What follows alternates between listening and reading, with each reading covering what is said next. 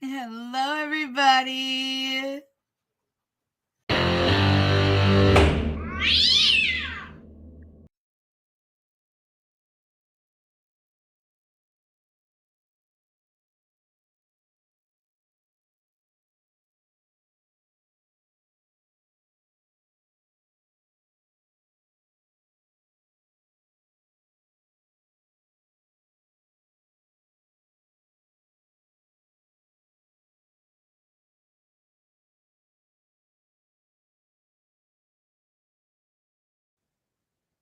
This is in the District Court of Greenwood County, Kansas, case entitled State of Kansas versus Joanna Carson. It's case number 2024 CR 14. Chris Ambrose appears as defense counsel, Jill Gillette as prosecuting attorney. However, the defendant has not appeared. I will note that the matter was last before the court on October the 31st. At that time, the defendant appeared late that time. Defendant eventually pled guilty to count 1, Class B misdemeanor DUI, and count 2, possession of methamphetamine, a level 5 drug felony. The court ordered a pre-sentence report, ordered the defendant to comply with all assessments necessary for the pre-sentence process, and then set sentencing today, December 26th at 11 o'clock a.m. by Zoom, with the defendant required to appear at the Greenwood County Courthouse. At that time, the court had also set aside an order of bond forfeiture and bench warrant issued because of her late appearance. Mr. Ambrose, I trust you don't have an explanation as to why your client's not on the meeting right now? Your Honor, I don't. I spoke with her this morning via telephone, and sounded like her plan was to be there at the courthouse. I'm not sure where she's at. All right. I also will note that I received a report from Mr. Smith from Court Services of an incomplete pre-sentence investigation. In essence, as I understand it, that she had not completed the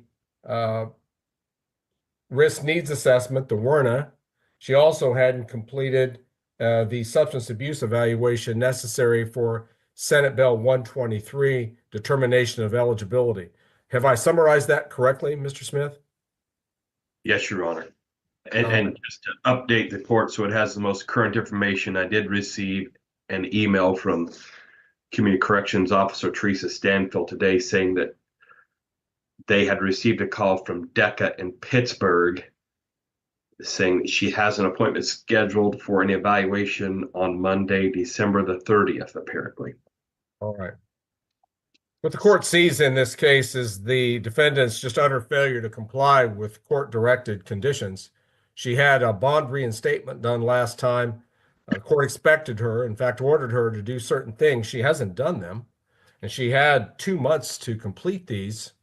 And court finds that the default is attributable solely to the defendant in this case. Further, the defendant has failed to appear for court today. So for 2 reasons, this court will enter an order of bond forfeiture and bench warrant, specifically for failure to appear on time for court today, and also because she has not complied with court-ordered conditions in relation to the pre-sentence investigation. So there are 2 separate distinct reasons why the defendant should not be under bond at this point. I'm going to order her to be under a no bond hold when picked up. Mr. Smith, let us presuppose she's going to be picked up relatively soon.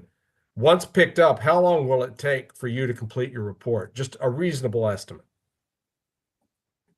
Your Honor, I believe 3 weeks would give me enough time to complete what I would need to have done. I have the sum and the substance of the criminal history gathered already. So it's simply getting the WRNA completed and also trying to get an evaluator to the jail to get that Senate Bill 123 SASE accomplished. Okay. We have another date for Greenwood County cases on Thursday, January the 23rd. I'm going to go ahead and try to set a date on that calendar with the optimism that we'll be able to proceed on that date. Mandy, I see that we could do this at 2. Do you show that as well? Yes, Judge. Okay. 2 o'clock, Thursday, January 23 is reset for the Carson sentencing. Presupposing, of course, the pre-sentence process can be completed by then. If not, we'll do appropriate future scheduling at that time. Thursday, January 23, 2 o'clock is the reset sentencing date on JoAnna Carson. Anything else at this time, Mr. Lett? I can't think of anything else, Your Honor. Mr. Ambrose? Nothing for me, Judge. Thank you.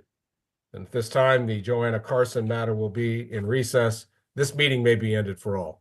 Be safe, be well, sleep sweet, and much love.